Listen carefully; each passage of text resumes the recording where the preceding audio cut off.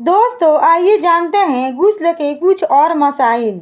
Number 1, जिस पर कुछ गुस्ल हो, सबकी नीयत से एक गुस्ल कर लिया, सब अदा हो गए और चूंकि गुस्ल की नीयत की है तो वो सबका सवाब मिलेगा।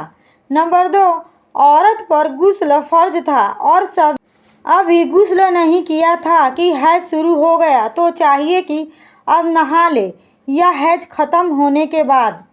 नंबर 3, जिस पर गुस्ल फर्ज था उसे चाहिए कि नहाने में देर न करे। हदीस शरीफ में है कि जिस घर में जिस पर गुस्ल फर्ज होता है उसमें रहमत के फरिश्ते नहीं आते और अगर इतनी देर कर चुका कि नमाज का आखिर समय आ गया तो अब फ़ौरन नहाना फ़र्ज है, अब देर लगाएगा तो गुनहगार होगा।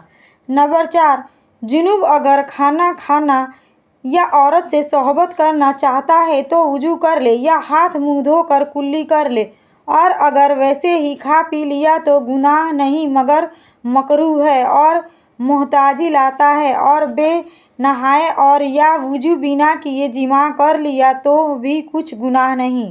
नंबर 5, रमजानुल मुबारक में अगर रात को गुस्ल की हाजत हो गई तो बेहतर यही है कि सुबह सादिक से पहले नहा ले ताकि रोजे का हर हिस्सा नापाकी से खाली हो और गुस्ल न किया तब भी रोजे में कोई नुकसान नहीं मगर उचित यह है कि गरगरह और नाक में पानी चढ़ाना ये दोनों काम फ़र्ज का समय शुरू होने से पहले कर ले कि फिर रोजे में न हो सकेंगे। और यदि नहाने में इतनी देरी कर दी कि दिन निकल आया और नमाज कज़ा कर दी तो यह और दिनों में गुनाह है और रमज़ान में और अधिक।